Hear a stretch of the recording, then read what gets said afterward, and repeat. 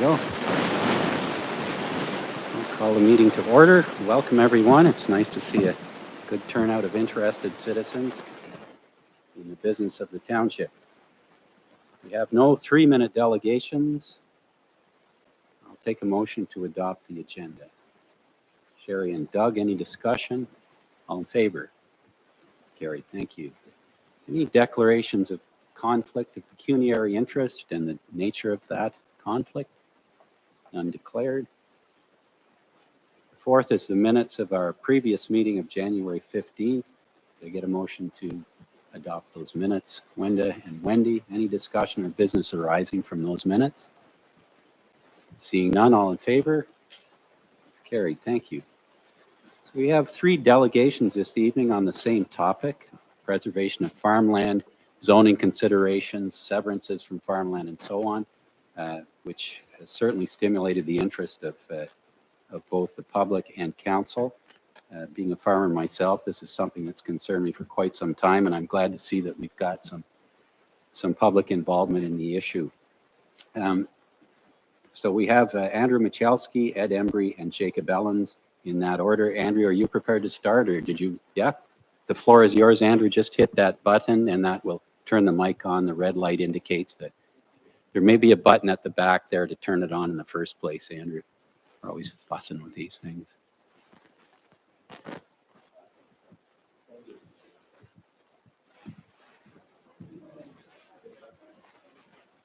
Your time's up, Andrew. Sorry.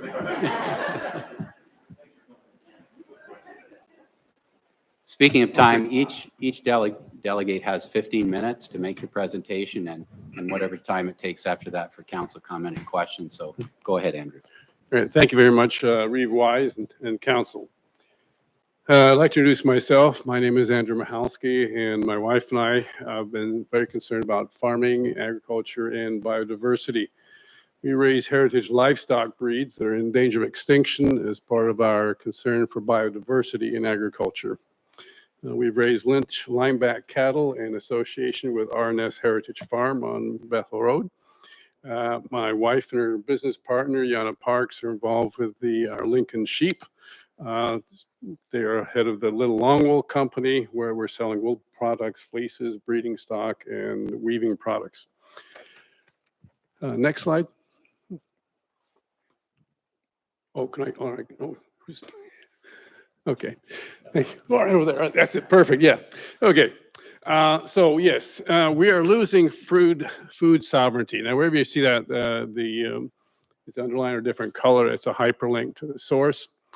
And it's the primacy of people's and community rights to food and food production. And certainly when we look at food sovereignty, one of the concerns that we certainly became aware of was the food security during the pandemic. And up until the pandemic, we had the average amount of sales for beef and lamb. And when the pandemic started, we were sold out in 2 months. And this was not unusual. Farm gate sales skyrocketed across Ontario. People came to the door. They want products they can count on, that they believe there's some level of transparency. And at least that's what they were telling me. Within the 2 months, we're sold out, and then we're taking a waiting list for the next harvest of beef. So issue is what happens during the next pandemic. And certainly what we're looking at here is making sure that Stone Mills residents, there is at least capacity here for raising food. The sad thing is, despite all of the farmland in Ontario, by 2012, Ontario was already a net importer of food.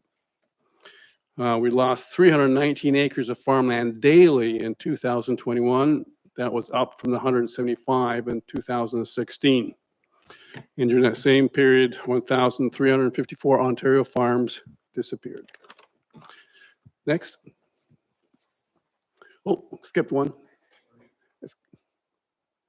Yeah.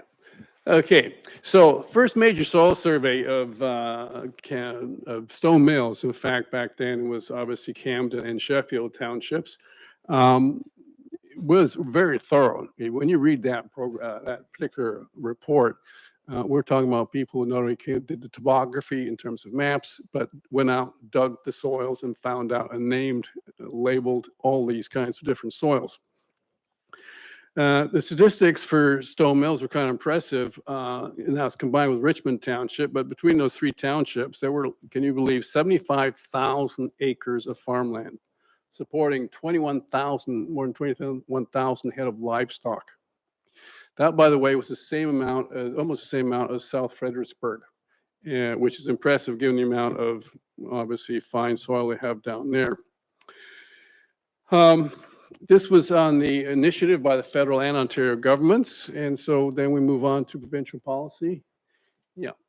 So the Ontario Foodland Guidelines on Planning for Agriculture, 1978, and as well as the policy statements for 2020 state that all types, sizes, and intensities of normal farm practices shall be protected. And of course, as I'm sure you know, the municipal planning authorities, meaning you, shall designate what are prime agricultural areas. So what is prime agricultural soil? Yeah, next one. So looking at the Canada Land Inventory, which has integrated soil data since the 1960s.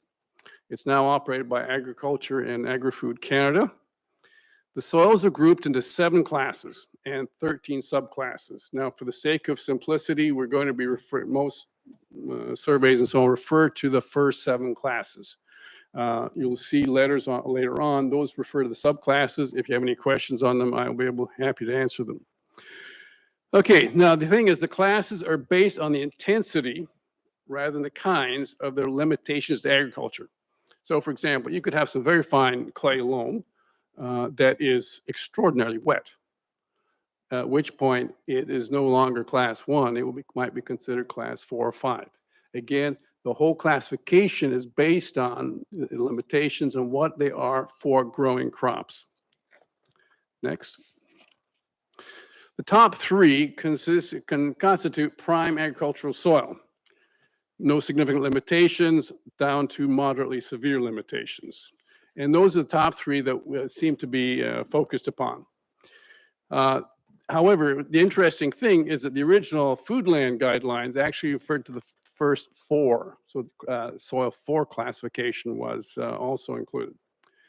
Okay, so yeah, all those guidelines state the prime agriculture areas shall be protected for long-term use. And the 2 provincial policy statements include specialty crop areas and classes 1, 2, and 3 soils. Specialty crop areas generally refer to the Niagara region where you have a large number of fruit trees and specialty areas. There are, as I understand it, no specialty crop areas in Stone Mills. Provincial Policy Statement of 2020 states that a municipality may authorize non-agricultural use of prime farmland only when alternative locations have been evaluated. And there are no reasonable alternative locations which avoid prime agriculture areas. And there's no reasonable alternative locations with lower priority agricultural lands, which is a fairly, I think, a pretty clear statement. So let's see what the county has said. Next one, please. So the official plan for the county recognizes agriculture as a primary activity of land use, protects all sizes, types again, promotes a diverse, innovative, and economically strong agriculture industry and associated activities. Next. So let's see how well we've done. Well, Loyalist Township, just look as a comparison, has protected more agricultural land than all the other townships combined. The agricultural land, which you see coded in blue there, is from their official plan, and that is, again, protected as agricultural land.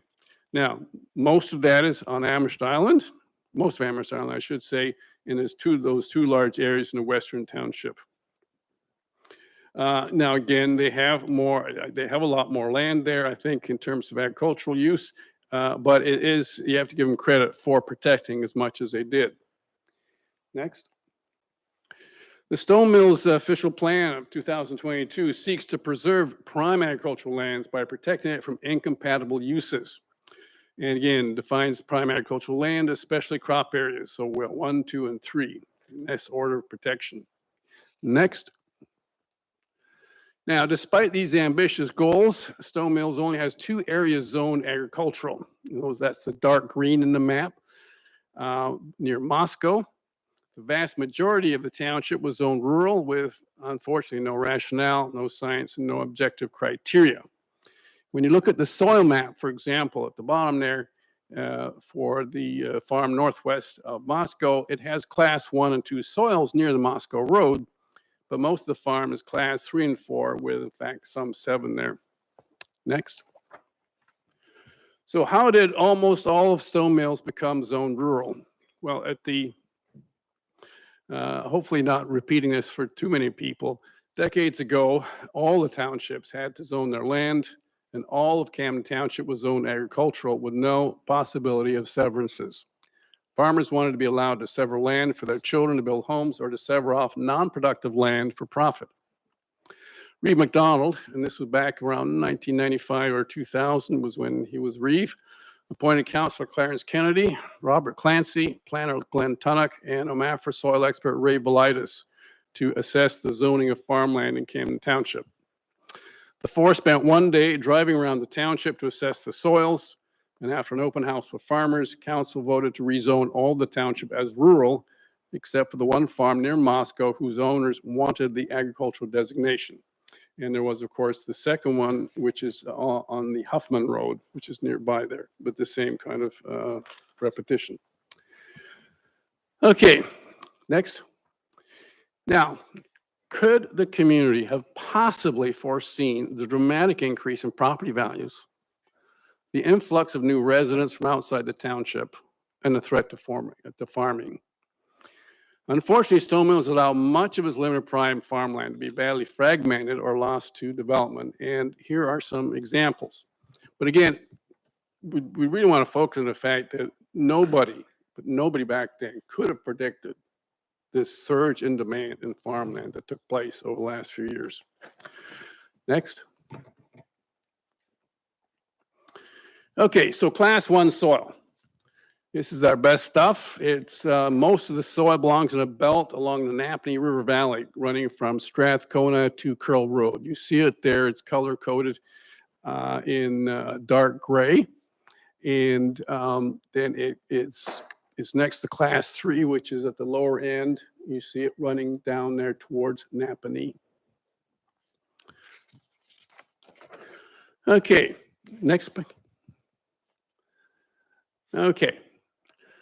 This severance is the photo above on County Road 1 near Strathcona. It has an executive home fronted by a 10-acre or roughly 4.7 hectare lawn. Provincial planning policies of 1978 and 2015 were not followed. Next. Class 2. This one is on known as the Galbraith Field. If you look at that place, then we'll get the exact location, Galbraith Field, but you see that big swath of brown.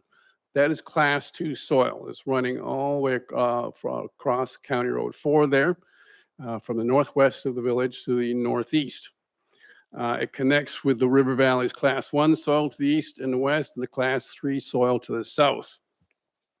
It has become in what some people in the village refer to now as the township's green belt, going because it extends so far and is so valuable in its soil. Okay, next. Okay, so that's a picture of a street view. Multiple severances were granted on November 29th, 2023. Provincial policies of 1978, 2015, and 2020 were not followed. Next. Well, you're down to about 3 minutes, Andrew. Sorry? You've got about 3 more minutes. 3 more minutes, okay. Class 3 soil, north shore of the Napanee River, same thing. Okay, and that's just north of Camden East. Next slide, please. So this is Heritage Drive severances. And that was started roughly, actually I saw a couple of from the 1980s, but roughly 1990s when it started to expand. Again, the Foodland guidelines of 1978 were not followed. Okay, so now I'm going to switch gears, go to the next slide. We have 3 letters from the 3 farm organizations who objected to the destruction of the 50-acre parcel of farmland northwest of Camden East, Galbraith Field.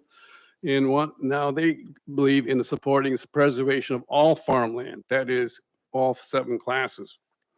Now, this first part, we looked at the some of the errors in judgment in terms of allowing development on prime soil. Now we need to look at what the other areas can offer. Okay, next slide, please. So the provincial policy. Previous one. Yeah, thanks. All right. So it calls for townships to recognize agriculture as a primary activity and land use. Okay, we're going for viable agriculture. All right, next one. We have the 4, runs from severe limitations to class 7, which is no capacity. All right, having said that, next one, you have to be careful before you see there's no capacity. You see the soil, this is Desmond, and you see the pictures there of a very productive farm, and that is on class 4 soil. Next. The Moscow area, which is now, I understand, up for some severances, good for hay, viable for wheat and soybeans. Okay, next. This is an interesting one. Class 5 soil on Curl Road. It's deep but wet, supporting hay and till crops such as corn and buckwheat, depending on the spring rainfall. Okay, yeah, I got one hand. Oh, go down a bit. All right, there we are, yeah. Class 6, Bethel Road, and supports all kinds of sheep operation and so on. Going next, and there's class 7, and it's really hard, we're hard pressed to figure out the difference between 6 and 7. All right, conclusion. Next one. A 1-year moratorium on development. Later tonight, Jason Sands will present data on severances of over 2.5 acres that have affected class 1, 2, and 3 farmland. In his statistics, he will show that only 4% of severances were involving prime farmland. Could you go back to the zone 1, class 1 soil? Yeah, keep on going. Back to Strathcona there. Yeah, keep on going. Yep. And whoop. Go. No, the other way. Go forward. Keep on going. Yeah. Okay. And next one with the picture. Yeah. Okay. Now, in his statistics, what it shows is that these, by the way, the houses they're there, and I don't blame the neighbor, the people for buying the houses and setting up there. It's a beautiful location. But they were built in roughly 2018. And there is, during 2017 and 2018, there was roughly 1 severance per year.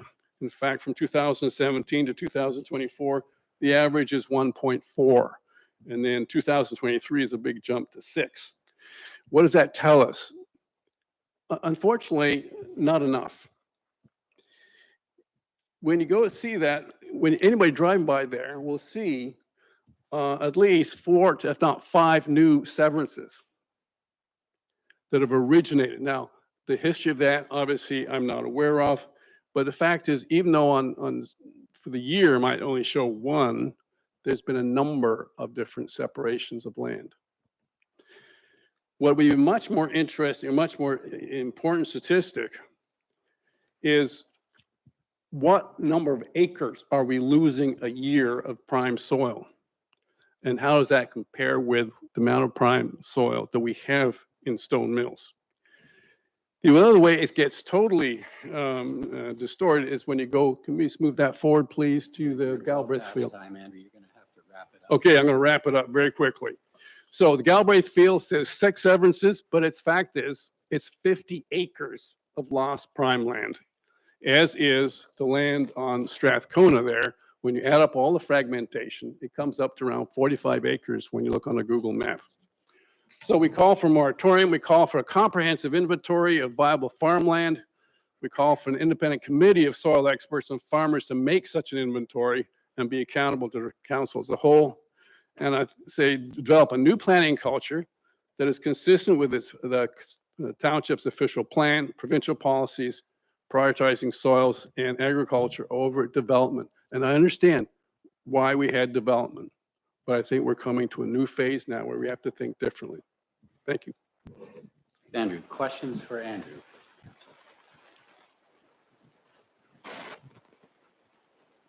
So that was a great presentation. Thanks, Andrew. And I know you could have gone on.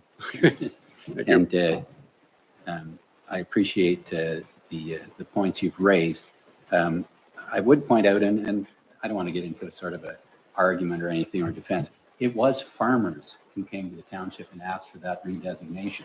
And as you pointed out, at that time, no one envisioned this as being a problem with land values coming to the point that they have come to. Nor did the Committee of Adjustment have any legal choice with the Galbraith decision. It's zoned rural according to the policies in the law.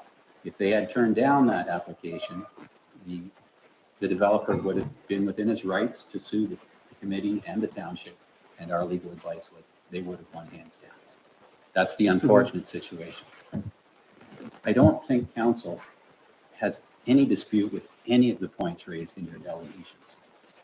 What we have to determine, and fairly soon, is what are we going to do about it? And your idea of a moratorium on development is one approach, and we're going to have to discuss that. In any case, Mr. Embry, your turn is at hand. Thank you, Mr. Wise. Councilor Reeve Wise, 1 second. I appreciate the opportunity. Reeve, council, staff, to present to you. It's probably overdue. Should have did this a while back, but here I am tonight. Thank you. So on my first slide, it says no farmers, no food, no food future in Stone Mills Township if policies don't change. Second slide, please.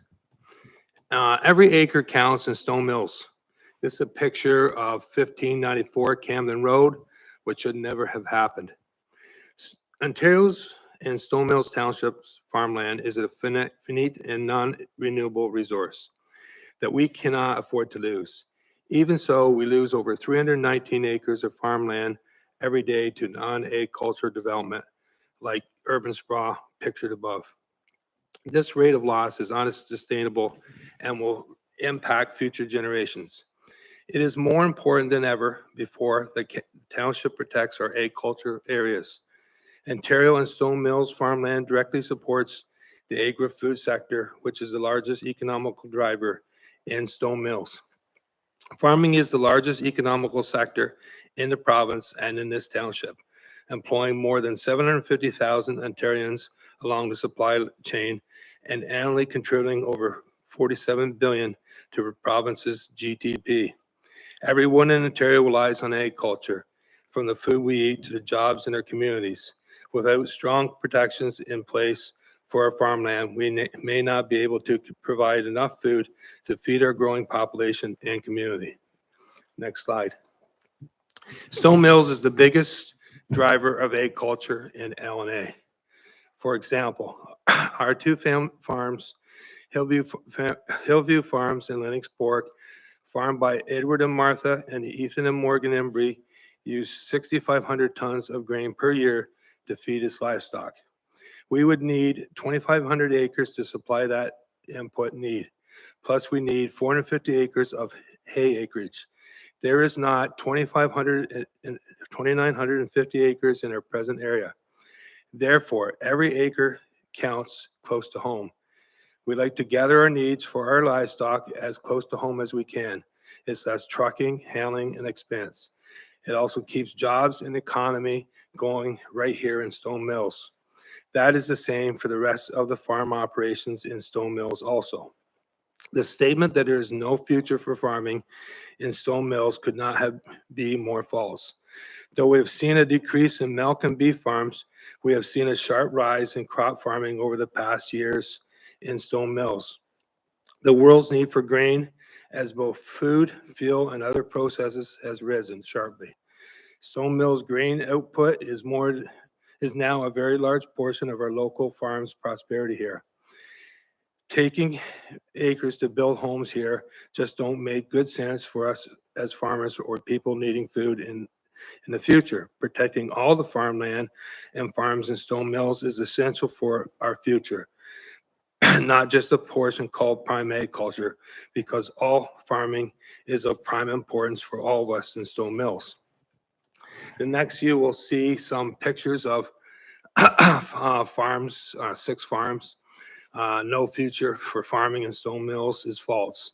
There's a picture of Hillview Farms in Newburgh, Sutton's Dairy Farm in Strathcona, River Valley Poultry Farm in Newburgh, Lennox Pork Farm in Newburgh, Lockridge Dairy Farm in Newburgh, and McLaughlin's Dairy Farm in Tamworth. All these farms and farmland need protection in Stone Mills. Stone Mills official plan, 4.4.2 agriculture. Prime agriculture lands are areas with a high potential for agriculture production. The lands designated as agriculture are shown on Schedule A to this plan. Note, this designation does not include other agriculture lands which are not classified as prime agriculture lands, but still support agriculture activity. Reference should be made to Section 423 of this plan for agriculture use in rural area. It is the intent of this plan to preserve prime agriculture lands in order to ensure its availability on a long-term basis by protecting it from incompatible uses. Agriculture land is defined as that land which exhibits some or all of the following characteristics. 1, prime agriculture lands means land that includes specialty crop areas and land or Canada land inventory classes 1, 2, 3, and soils as amended from time to time in this order of priority for protection. 2, additional areas where farms exhibit characteristics of ongoing viable agriculture, and additional areas where local market conditions ensure agriculture viability. What we were told at the Stone Mills Township Committee of Adjustment meeting on January 3rd, 2024 was that the only land protected was that in Schedule A referred to as prime ag. But this is contrary to what the official plan of Stone Mills states. Stone Mills official plan defined agriculture land areas. Agriculture land is defined as that land which exhibits some or all of the following characteristics. Let's break down these 3 differences areas of definition. 1, prime agriculture land means land that includes specialty crop areas and or Canada lands inventory classes 1, 2, and 3 soils as amended from time to time in this order of priority for protection. We know 1 represents the farmland in Moscow area defined in Schedule A. 2, additional areas where farms exhibit characteristics of ongoing viable agriculture. And on January 11, 2024, I met with Jason Sands, the Manager of Development Services for Township of Stone Mills. I asked him to define the additional area that 2 would represent. He stated without any hesitation that it would be Embry Road. 3, in addition, additional areas where local market conditions ensure agriculture viability. I then asked Jason what 3 would be defined as. I stated that would be the Galbraith land north of Camden East. I then defined my statement. Additional farm areas, a rural area where farm is practiced. Local market condition. A local market is limited to a small territory or land as a certain conditions. Definition of agriculture viability. Agriculture viability is the ability of a farmer or a group of farmers to maintain an economical, viable farm business. A farm which, with current management, produces an income greater than the poverty level of income, Canada, 1969, page 21. Viability can be defined as the ability of a farm to meet its financial obligations. Agriculture viability is the jurisdiction ability to sustain profitable farm enterprises, support wealth creation through agriculture, and retain land in production for future generation. It builds on the concept of farm viability, or an individual farm's ability to sustain long-term production and succession.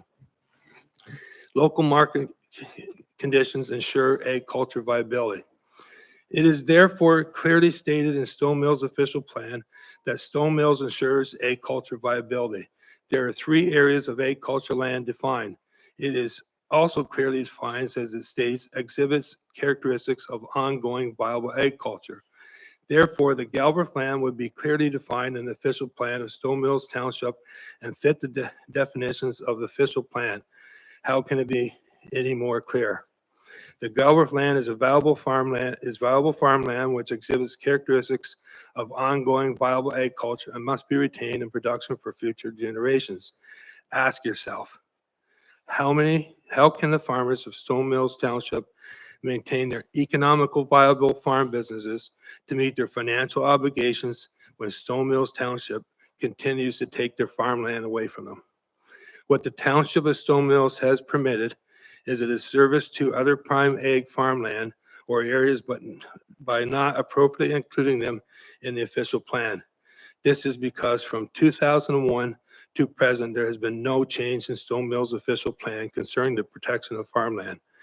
OFA leaders and OMAFRA staff are puzzled why obligations to protect Stone Mills farmland have not been updated in 22 years. Rising farm prices threaten Stone Mills farmers. Of particular concern to Stone Mills farmers are the rapidly rising farmland prices that are creating barriers for new farms to enter agriculture, threatening the viability of our local food sector and pressing farmers with higher values of purchase of farm properties, making it unsustainable to farm here. But in Stone Mills, there has been a whole other dynamic at work because of poor policy development by council to protect farmland. In recent years, urbanites and home purchasers have been buying real properties to retire or to work from home. However, much of the price acceleration has come from developers or companies speculating on farmland for profit. Many of these farmland properties have been severed, creating the fragmentation of farmland, thus encroaching on farm businesses and hindering the productivity of farmers in Stone Mills by surrendering the land to non-farm activities. Development has become the largest component of Stone Mills and Ontario farmland values. Therefore, by developing policies that discourage the fragmentation of farmland and encourage growth on those lands of poor quality soils and within our hamlets, we will preserve our viable farm community and farmland for future generations. How am I doing? Okay, 1 second. Might have to give me an extra minute. My throat's getting dry. Correct. Protecting all farmland in Stone Mills Township.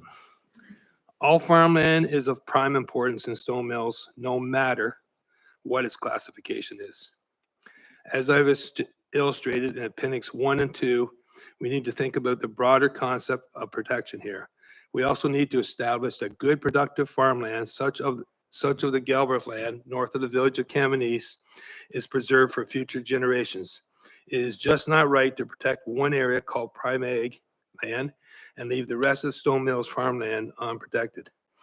Other municipalities have policies that ensure the protection of agricultural productive land from the encroachment of incompatible land uses by restricting the location of residential, commercial, and industrial development on such land, and thus encouraging those to never locate on productive farmland or farms from farm areas of interest to the municipality.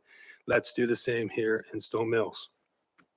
Protecting farm areas in Stone Mills Township. A massive amount of food is produced from our livestock farmers in Stone Mills. All those farmers need protection to continue to support our #1 economical driver, farming in Stone Mills and Ontario. To prevent encroachment by neighboring non-agriculture and residential development, Stone Mills livestock farms need sufficient separation of potential and developing situations to ensure that no adverse economical impact would result in the viability of their farm businesses.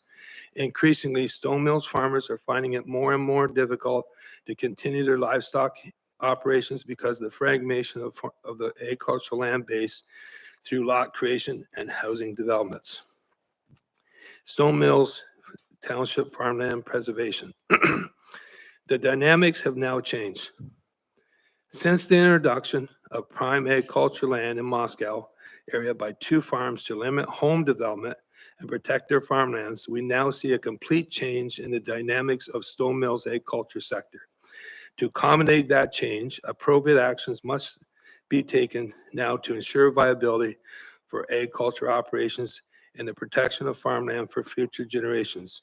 Other municipalities have protected theirs. I suggest Stone Mills Council implement a new bylaw or official plan change.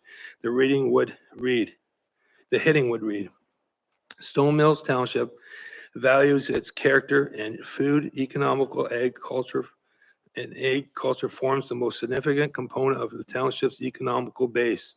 Therefore, these new changes will ensure the long-term viability of farms and farmland in the township for future generations. Other municipal official plan components. It is important to define clearly what other municipalities include, see attached Appendix 1, that defines their objectives, what protection they give to all classes of farmland, the agricultural, residential, commercial consents, and severance policies. I believe the intent of the Stone Mills, of the Township of Stone Mills official plan now currently in use was to protect all the areas of farmland and farms in the township, as I have illustrated. However, this present undefined official plan has left room for errors by council, staff, and the Committee of Adjustment throughout the years. This leads to the fragmentation and loss of farmland we deeply need to preserve. As you can see, Stone Mills Township's official plan is not current with the official plans and bylaws of other municipalities and Ontario. In Appendix 1-2, I give examples of the changes need to be adopted by Stone Mills Council to be current and continue to make our farms and farmlands viable in the township. I am sure that other examples of current official plans and bylaws exist in Ontario that will help to strengthen the adaptation of our current policy changes, and the council will use all the resources they can to adopt and amend the official plan or bylaws to preserve farmlands and farms in the township. Lastly, the importance of the carbon footprint of Stone Mills farmland. Another very important component to adopt a change in policy would be for the carbon footprint that the protection of farmland would impose. An acre of Stone Mills Township corn absorbs in excess of 36,000 pounds of carbon dioxide per acre in a growing season. Farmland fields can help clean up and protect the environment. Housing developments do not. The housing sector is one of the largest contributors to Ontario's greenhouse gas emissions. It contributes 23% of total greenhouse gas emissions of the province, second only to transportation. Putting more homes on farmland would result in a negative carbon footprint for Stone Mills. As you can see, we are at a crossroads. What council decides will shape our township for generation. Food plays a vital role in our lives, our heritage, and our interactions with each other. I hope you feel as deeply about our future as we farmers do. Thank you. Thanks, Ed. I've put recommendations I gave to everybody. I put it on your table in front of you. Recommendations that I'm saying that we should. In this presentation too, I've added all the appendixes, so you can look through the appendixes. If you have any questions, I can answer them now, or at any time you can. I'm sure you can find my email or my phone number. Thanks, Ed. Any questions, comments for Ed at this point? Seeing none, Jacob, you're next up. If you want to pass the mic over to Jacob there, Ed, that would be great. Thanks very much. The floor is yours, Jacob. Thank you.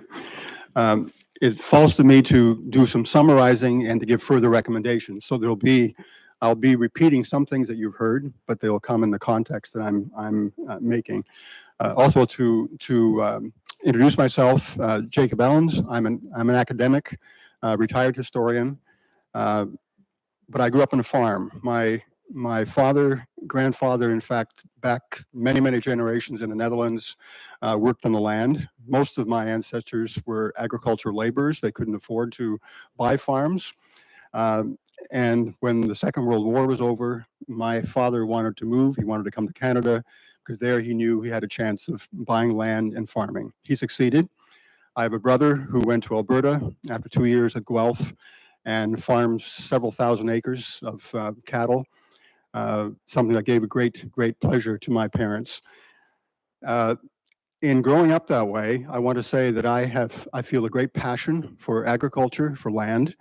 And in fact, it's something that animates me. It also gets me angry when it's misused. So if I sound angry at times, that's why. Okay, just some background. First slide. Those of us who are making presentations to you today come with a sense of hope. The council is now recognizing that our land use practices, as well as our policies, are in disarray and need to be set right. We will cheer you on, but as you've heard from my two colleagues, we're here to challenge you as well. I'm just going to summarize a few things that come in the slide. What we feel very strongly about is that we really need to diagnose the problem, some of which we've heard from both my colleagues, but also then to make it very clear that we think a lot of work has to be done. There's no easy fix for this because there's been a problem here for a long time. So we're asking for really careful work. Next slide, please. On 29 November 23, a number of us met with the Committee of Adjustment regarding an application by the developer, Mr. Theo Nyberg, to sever land in an agricultural field that you've heard about just north of Camden East. We argued that they should reject the application to turn 50 acres of valuable Class 2 soil farmland into building lots. We based our appeal on the pledges given the official plans of both county and township, including the declaration above, which is the intent of our official township plan. Namely, the plan says that we aim to preserve prime agricultural land in order to ensure its availability on a long-term basis by protecting it from incompatible uses. Next, please.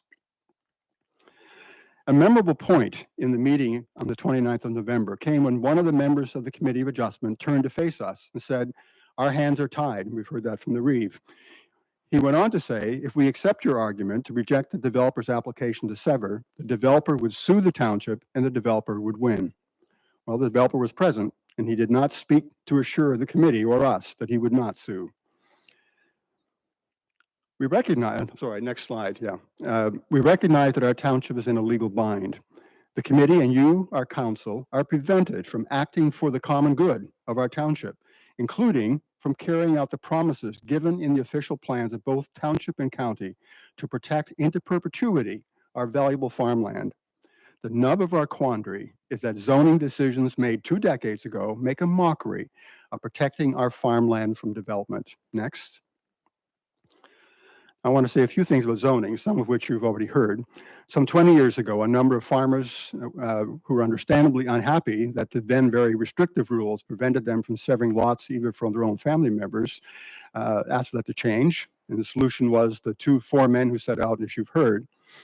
Well, on the basis of a rather rudimentary survey, and after a small and hardly representative survey of farmers' wishes, they recommended to council that the Moscow area should be designated as prime agricultural land and be reserved for farming, and the rest of the township to be defined as rural, allowing both farming and house building.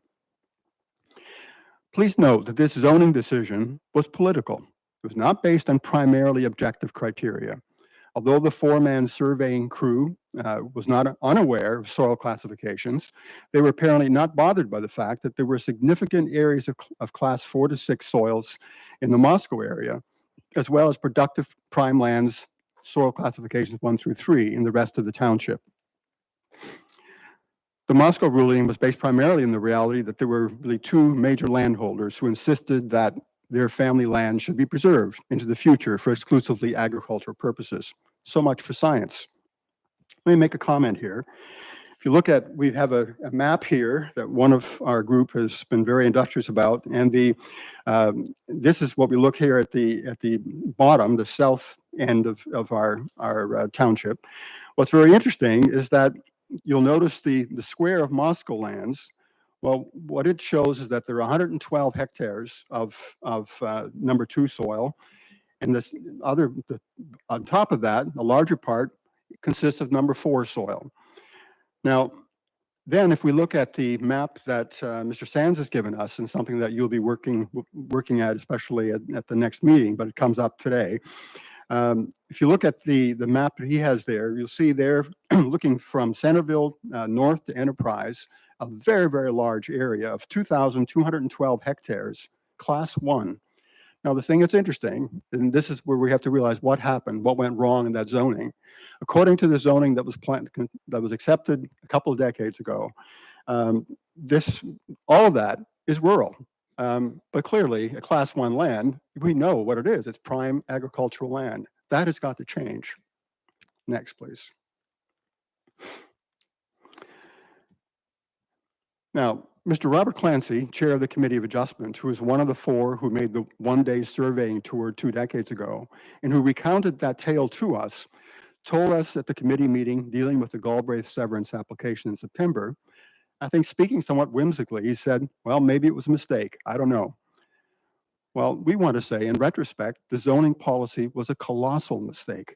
For one thing, it made a farce out of our official plan that declares that the township is committed to preserve good farmland for posterity. Secondly, the decision 2 decades ago introduced a bylaw that failed entirely to show how permission to build houses was to be linked going forward with a promise to protect farmland from development.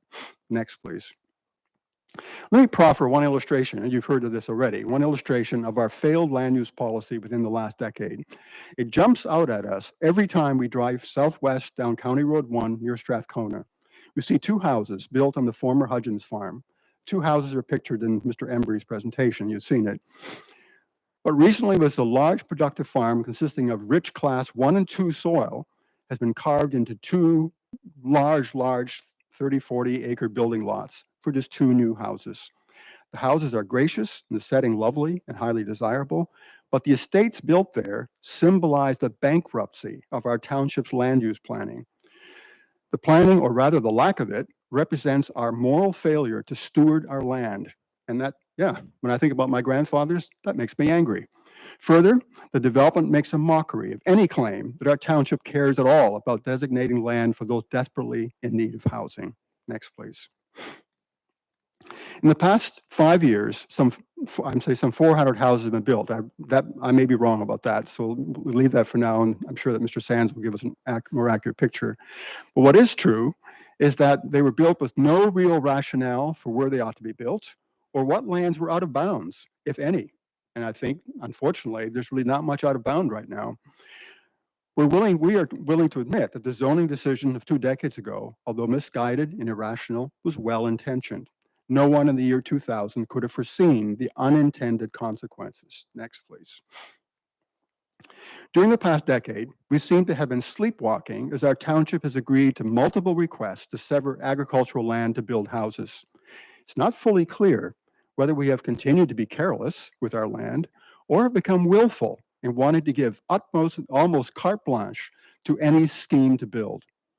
There's actually some evidence that we may have chosen deliberately to disregard our formal commitments to safeguard farmland. I'm sorry for sounding nasty here, but I think this has to be said. At the meeting of 27 September, when the Committee of Adjustment met for the first time to consider the application of Mr. Nyberg to develop the 50-acre Galbraith field, those of us who had come to ask the committee to consider our appeal that the application be rejected were startled when Mr. Clancy, chair of the committee, spoke from the chair only a few minutes into the proceedings to declare that in his long experience farming in the township, he knew, and I quote, "There's no future for farming in this township," end of quote. The only hope for the township to thrive, he declared, was to build houses. Now, I do want to say some nice things about Mr. Clancy. I know that shortly after the first time that we dealt with Mr. Nyberg's application, that Mr. Clancy wrote to Mr. Sands to express concerns about the lots, whether they in fact were sufficient to hold the septic systems. Also, he was concerned that the property, quote, was being proposed for multiple severances. So he did show his farming instincts in that, I'm happy to say. Next, please. I mentioned that we were startled. We had done our research and had worked hard to develop cogent arguments. We assumed that the Committee of Adjustment was a professional body, which would carefully and impartially, and I want to emphasize that, weigh all the arguments that would be made in the course of the meeting before making his conclusion. But before one of us had even spoken, the chair had declared his judgment. Should we conclude that the committee, appointed by you, has in effect adopted as its guiding or its working policy that the land protection pledges in our official plan are merely window dressing that ought to be disregarded? And unfortunately, the decisions that have been made recently, including at the Galbraith, about allowing houses to be built on the richest agricultural land are not inconsistent with that rather cynical assumption. Next, please. Well, anyway, I've sounded like a prophet of gloom. Now let me talk about some signs of hope. We are happy that there are indications that council, that you have begun to grapple with a lack of bylaws that could give teeth to the intent of our official plan to preserve farmland. And we're relieved that Mr. Sands has been directed by council, by you, to bring in a report to come with policy options to deal with severance applications on lands classified 1 through 3 under the Canadian Land Inventory Classification System. And on behalf of a number of us, I'll suggest that this is a very good beginning, but we believe it needs to go further. Now, I'll come now to recommendations that I want to give, and I think you've all received the printed recommendations. I thought that might be easier for you to read them that way, and I'll read from here as well. Okay, but you can continue with the slide. There's one slide that carries a lot of verbiage. Now, recommendation 1, we believe the council must redo, based on objective criteria, the zoning of all land in the township. These criteria are provided by the province of Ontario in its provincial policy statement under the Planning Act of 1990, and they're reflected in the official plans of both our township and our county. You've heard this already, but it's so basic that I want to read it again. The province's regulation directs us, and I quote, "Prime agricultural areas shall be protected for long-term use for agriculture. Prime agricultural areas are areas where prime agricultural lands predominate. Specialty crop areas are given the highest priority for protection, followed by Canada Land Inventory Class 1, 2, and 3 lands, and then any associated Class 4 through 7 lands within the prime agricultural area in this order of priority." Now, you see, this is an OMAFRA statement. I do want to mention that this protection that is talked about here by the province, by our township, is not just for Class 1, 2, and 3. Although I deeply appreciated that council members have made a motion asking Mr. Sands to do this work. But we do want to suggest, yes, clearly 1 and 3, we can't have a repeat of some of the tragedies that have been happening and losing the best farmland. But we also have to be very, very careful to recognize that in the way farming really works, that, as we heard from Mr. Embry, for example, from both of my colleagues, that in fact, very, very frequently throughout the township, Class 1, 2, or 2 and 3 land are adjacent to 4, 5, and 6 land. And so we really need a plan that takes into account how farming is actually done and needs to be protected in this township. And here in A, expansion and protection for arable lands, it should be noted further that developments in agriculture in the past decade make it possible profitably to grow crops such as soybeans in soil classes 4 to 6, thus expanding the parts of our township where agriculture should be promoted. And I won't quote Lennox and Addington here because I think I'll run out of time. I should add that when we expand like this and grow crops on more marginal soil, we do have to be careful that there's regular monitoring groundwater to make sure that there are no herbicides in the soil. Recommendation 2, and here comes in 4 parts. Recommendation 2, council needs to draw up a comprehensive development plan. A, the plan must call for a full inventory of soils in the township conducted by an independent committee. The committee should consist of farmers and soil experts with the authority to report directly to council. B, The plan must designate areas where land with soil classes 1 through 6, we would argue, not just 1 to 3, are given explicit protection. And here I would suggest that given the way that we've become so negligent and the way everybody, certainly the developers, think we're an easy mark, we need to make it very clear that that's going to stop. So we recommend that council adopt a new bylaw that will guide all of our land use planning with wording to the effect that Stone Mills Township values its agricultural character and food economy. Agriculture forms the most significant component of the township's economic base. For that reason, our land use policies and practices will be carried out in such a way as to ensure the long-term viability of farms and farmland in the township of Stone Mills for future generations. C, the plan must designate areas suited to house building. And we contend that such designation should be initiated by council, but with the participation of farmers and also of residents of this township, on the basis of the council's judgment of the common good, and not by the monetary interests of developers or private interests. And D, the development plan must be drafted with the full participation of the residents of our township. To ensure that our residents are encouraged to participate fully, council needs to invite participation in venues such as official public meetings, informal public meetings, open houses, and workshops. This comes, by the way, everything having to do with land use planning in the Township of Stone Mills official plan. And here I want, and I'm sounding, I don't know if I sound angry throughout, but I don't mean to, but here I do want to say that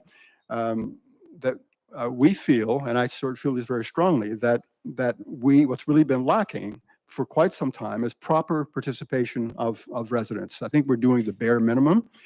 For example, I think what should have happened when we were setting out to perhaps consider the development of the Galbraith-Nyberg field, residents should have been asked if they were content to turn that field with Class 2 soil and with the surface that's a recharge area over giant aquifer, as well, into a housing development in the quest to increase the property tax base for the township. There are arguments and several arguments on different sides of that.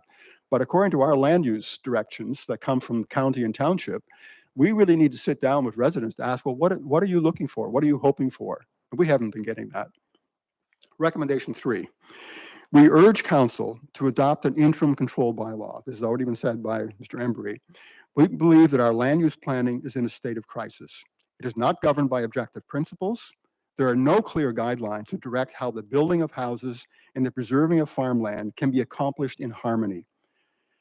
We ask that you immediately declare a moratorium on the development of farmland for 1 year. And here, I'm sure you must know this, developers have been buying up extensive tracts of land, including some of our richest farmland in the Napanee River Basin. And I don't have the number here, I've heard it. The amount of land that has already been purchased is there. I think of it as wolves just sort of circling the lambs or the calves, and you folks are going to have to deal with that. So I want to argue that we need an immediate moratorium, and this is something now in terms of an interim control bylaw. When I wrote the slides, and I wasn't yet aware this could be done so quickly, but one of our good researchers has pointed out to us that, in fact, a declaration of an interim control bylaw, you can do that tonight if you were moved to do that. Because all it does is that you're not making any particular actions, you're just giving yourselves a year to do the hard work that has to be done. How much time do I have? Oh. You've been very kind. But I've allowed you to continue because now we're getting to specific recommendations. Okay. We all know the problem. You've all illustrated it very well. It's not news to us. Okay. What we need are paths forward, and that's what you're dealing with now, Jacob. So Yeah. take it to your You're very kind. I can finish this very, very directly. Just one more thing about the interim control bylaw, and that is that the thing that needs to be pointed out is that we know perfectly well that there are untold numbers of applications that are already in, and when you declare a moratorium, you have to go deal with all of those. All of those will be dealt with according to our old terrible zoning practices. But that's exactly why developers are sitting there and are certainly buying more, and before more applications come in, And they're going to become showing up at Mr. Sands' door, you know, and I think that you aren't to blame for what happened 20 years ago, but you have the responsibility for dealing with what's going to happen right now. So I have to say that. Okay, lastly, getting back to the slides. There's one slide. One slide at the very bottom. One slide. You see a field there with snow on it? Yeah, that's it. My question is, what do you see? Well, I mean, if you look carefully, you'll see that this is a harvested cornfield under snow. I'd say a speculator sees it as an opportunity to flip land to make a quick profit. A developer may see a handy cleared field in which to build houses, again, profit. This is the Galbraith-Nyberg field. It is taking in its winter sleep, resting from having produced a healthy crop of corn out of rich Class II farmland. It's waiting to regain its energy to produce yet another crop in the next growing season, as it's done faithfully since it was cleared of trees, perhaps some 150 years ago by our pioneer ancestors. Then there's something else. But the other thing, you can't really see it. It's under the surface of this sleeping field. It's a giant aquifer, a great underground lake that secures the water supply to all of Camden East and far beyond. It and the recharge area that is a soil cover over the aquifer is fragile. Two of our group who have been researching the issues of water resources and pollution dangers want to talk with you at a subsequent meeting about water issues and how these must be taken into account when you make land use decisions. And of course, given that the provisional okay has been given to developing the Galbraith land, that will depend in part on the way you analyze the state of the water and pollution. Now, here I want to, and I'm going to end with this. We recognize that there's much that needs to be done, which, by the way, is why you need a year to pause from your frenetic building. And we want to support you. We want to work with you in the essential and challenging work that's ahead. And one more thing, and then I'll quit. And that this is very much a personal matter. I want to say that I know that I've perhaps at times sounded harsh or impassioned. However, I want to say that although I talked about your responsibility, it's also the case that I have to admit, part of the responsibility of why we are where we are is that we as the residents of this township have not done what we should have to challenge you, to tell you what we needed. I talked to a lot of farmers who were unhappy, but the farmers also had a responsibility to speak to you as councillors and to voice their concerns about the growing price of farmland.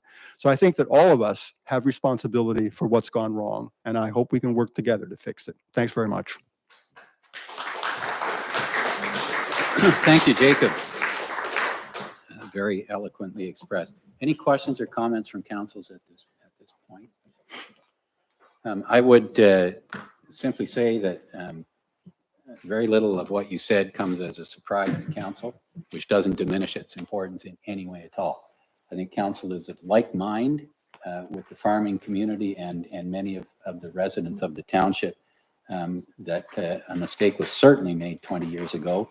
I'm not sure that a tremendous amount of good farmland has been lost to development, but there's certainly the potential. I would also point out that it is farmers who are selling that good farmland. Mm-hmm. That's true. And it's, as farmers, we should be encouraging fellow farmers not to go after the short-term gain and consider the long-term pain of losing our farmland to development. I won't go on because we're going to have many discussions about this topic, but we do have to do something fairly quickly, and I believe our planner, Acting CAO Jason Sands, is going to bring some policy change to our next meeting. It won't satisfy all your recommendations. I don't think we have time to quickly develop something, but it will make a good start. Whether we go for an interim control bylaw or not will be up to council to debate. At this time, and I didn't do this before the delegations, but I should have, I simply need a motion to receive. Doug and Sherry, any discussion? All in favor? That's carried. Oh, did you have a comment, Wenda? Yes, I already asked for that and you didn't pipe up, Wenda. Well, I should have given you more chance. Go ahead, Wenda.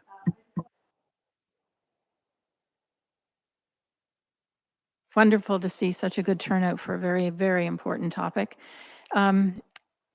I guess Reeve Wise has addressed certain things, and that moving forward, you know, we're going to be taking your ideas to heart and looking at how we can, you know, modernize the official plan and the way in which farmland is allowed to be developed. There's so many balls in the air on this subject, so many. And the decision that was made 20 years ago certainly from my 9 years on council has, you know, we just said, no, you know, it's not prime ag. I guess they can develop it. You've brought some interesting points to light here that we can work with, I believe. But there is something that you need to realize what we're facing. And I'm not diminishing your points of view one bit when I state this. So we've been battling with the government, provincial government, about aggregate because they say, our township is full of it and we can't develop homes on aggregate because they might want to come in and chop up some rock and haul it off to Toronto and build out into the lake and have their developments go up. So we had tasked our clerk, a deputy clerk at the time, to look at our aggregate and find out, you know, were there pockets of development land that were adjacent to aggregate that maybe we could develop. Then the government came out and said, oh, now you can only develop if your land is adjacent to a hamlet. So that was all of a sudden looking at how are we going to develop our township when we're restricted by the aggregate, we're restricted by the hamlets and the proximity. And then the government comes out and says, oh, we've created 2 new acts and we want you to build homes faster. Well, where do you put them? And according to our policy, if it wasn't prime ag, it could go on that land. So having you bring this forward tonight is really good news because now we can look at that and have a much better map of what our township looks like and where we can be directing developers or homeowners or potential property owners to a better spot than 1, 2, and 3, and 4, 5, and 6. And I've got some 7 in my backyard. Anyway, thank you. I just wanted to share the whole picture. Yeah, go ahead, Ed. Yeah. If you look at Lotus Township, if you call council and look at Lotus Township, I believe they only have, they were struck with the same thing what you're talking about. So they have aggregate and farmland.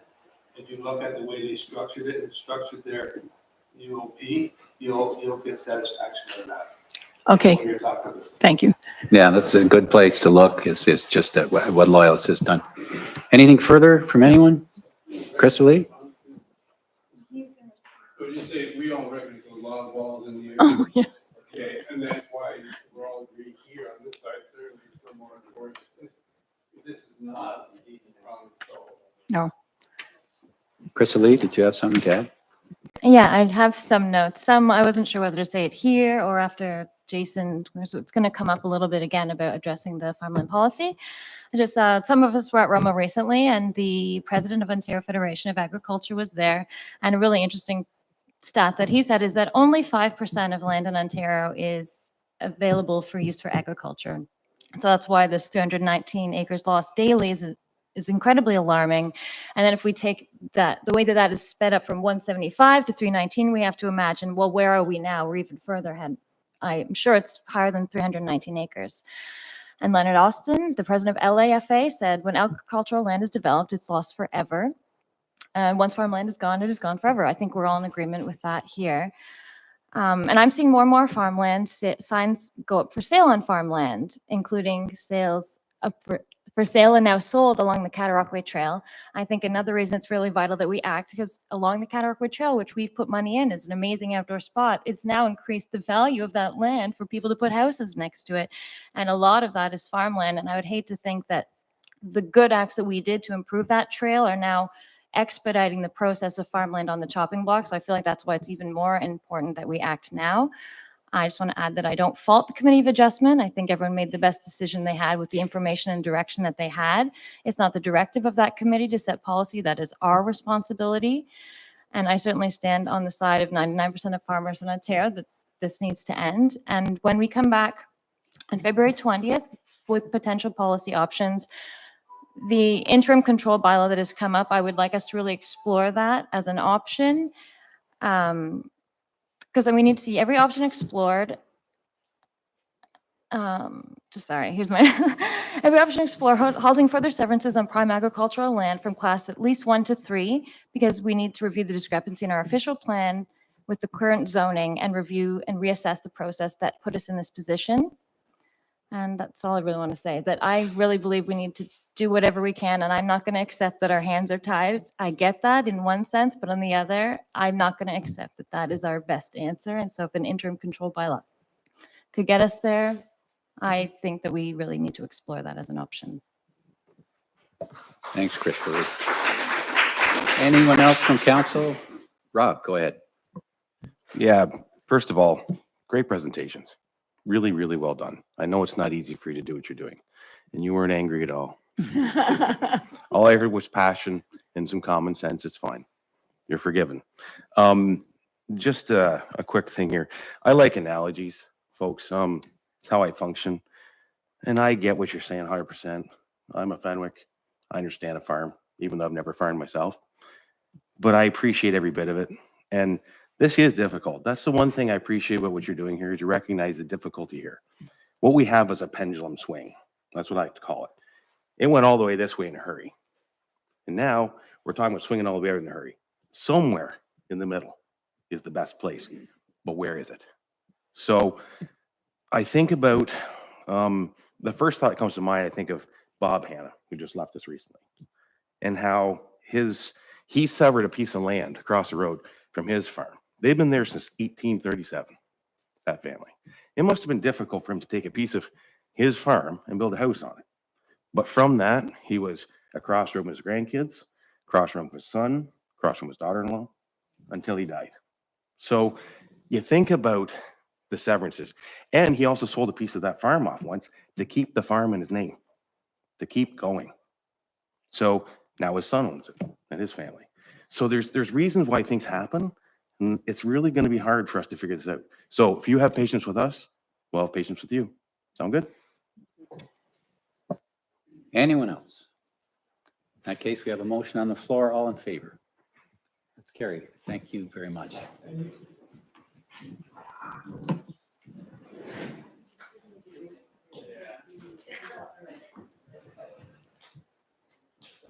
Okay. A much more mundane but essential item is bylaws and resolutions. 6.1 temporary borrowing bylaw. The recommendation is that bylaw 2024, to be numbered later, being a temporary borrowing bylaw, be enacted and passed, and that the Reeve clerk be authorized to sign and seal. This is fairly standard. Every year we have to have this. Randy, did you have anything particular to add to the recommendation at this point? Any discussion? All in favor? I need a mover and a seconder. Crystal Lee and Wenda, all in favor? That's carried. Thank you. Staff reports. Acting CAO Sands. This is the Dallas Bentian delegation response. This gentleman made a presentation to council in December with various complaints, accusations, and assertions about his property and his road. And this is the report that council has brought, or that staff have brought back in response to his delegation at that time. Mr. Sands, did you want to elaborate in any way on the report you've brought forward? Thank you, Reeve Wise. No, there's in our opinion as staff, as a collective, there's a few of us who put work into this. We've done a fairly exhaustive response to the questions received through the delegation, and I'm happy to answer any questions that may arise. Questions from council on this report? Has this report been sent to Mr. Bentian? To Reeve Wise, no, not at this time. It's not been emailed directly. Staff can do so if that's the direction we receive. I should have got a mover and seconder. Would the mover consider having this report sent directly to Mr. Bentian? Sherry, would you move that? So we receive and have this forwarded to Dallas Bentian. Seconder, Rob, any further discussion? All in favor? It's carried. Thank you. Management of Development Services Deputy Clerk Sand, Agricultural Land Policy Update. Can I get a recommendation that this report be received? Oh, sorry. 8.2 I missed. Oh, that's subsequent, I think, Brandy, is it not? I've got 8.2 as Manager Development Services Sands. Maybe. Oh, we got it mixed up. No, it's right on there. Oh, okay. All right. Okay, thanks. Yeah, so this is a little bit of information about agricultural policy options respecting class 1 and 3 soils, and I just need a mover and second to receive this. Doug and Sherry. Jason, go ahead. Thank you, Reeve Wise, and thank you to all those from the public who have joined us this evening. I appreciate the comments in which we've received so far to date regarding this topic. For those of you in the community who are not aware, staff were directed by council in the December meeting, December 11th, to provide a report in Q1 of 2024 respecting the future potential policy regulations on class 1, 2, 3, and so 1, 2, 3 class lands.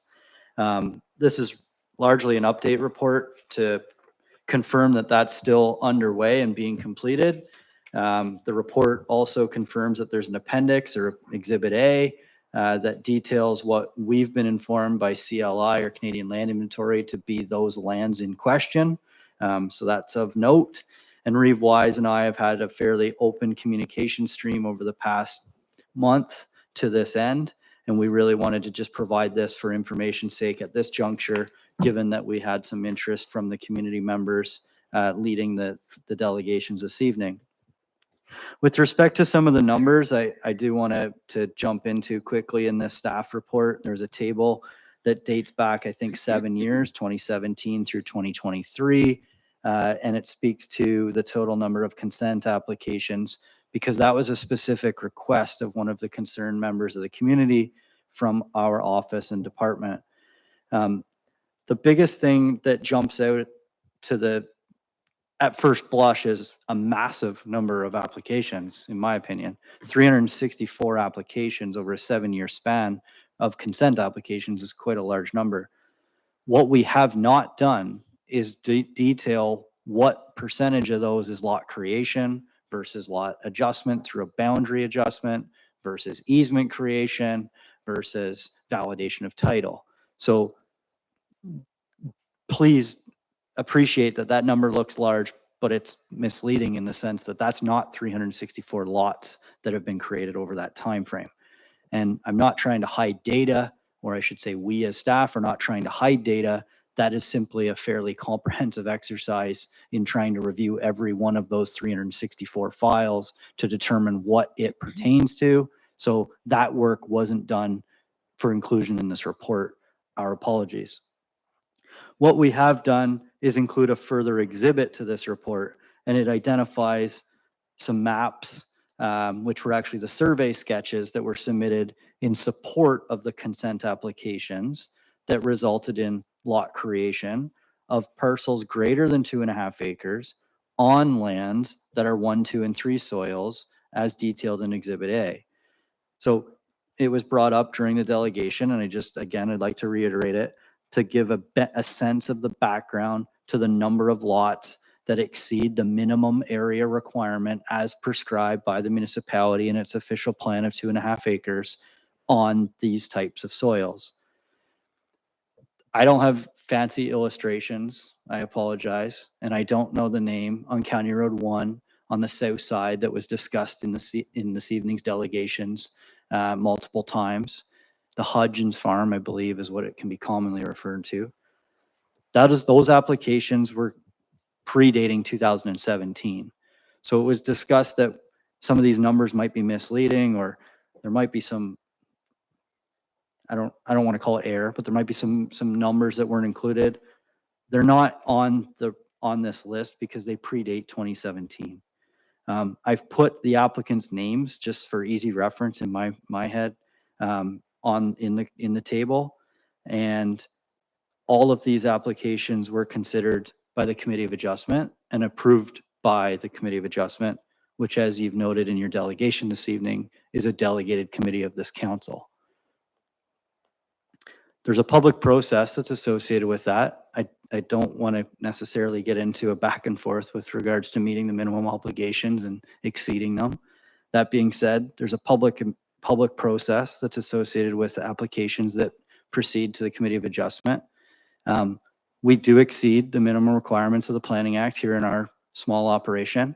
And I think tonight, even though we're not at a statutory public meeting, represents a good illustration of how well we do in engaging some of our community. I can thank you, members of the community, for doing that. However, this is a great turnout, and our Committee of Adjustment meetings have had full houses as well, and that's fantastic. There's bigger municipalities that receive a far fewer number of applicants or interested ratepayers that come to their meetings. So hats off for that. I'm happy to answer any questions that relate to the specifics of these files that were included for your review, but it is confirmed that there were 14 files for new lot creation over a 7-year span that exceeded the minimum lot area requirement on class 1, 2, and 3 soils in our municipality. Thank you. Any questions or comments from council on the information? Wenda, go ahead. Yes, thank you, Jason, for this report. I'm just wondering if we can expand the scope of the report that you're planning to bring back on February the 20th to include classes 1 to 6, and also to include the possibility that we would be discussing a moratorium on the discussion of severing off rural farmland until we have discussed and decided what those classifications look like currently in today's climate.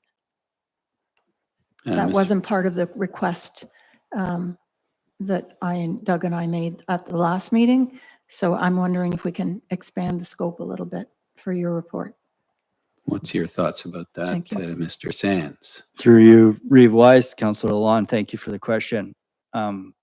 My twofold answer would be, considering the adoption of an interim control bylaw through the reporting that we're planning to provide to council on the 20th is absolutely within our mandate or mantra, if you will, in terms of reporting back, yes.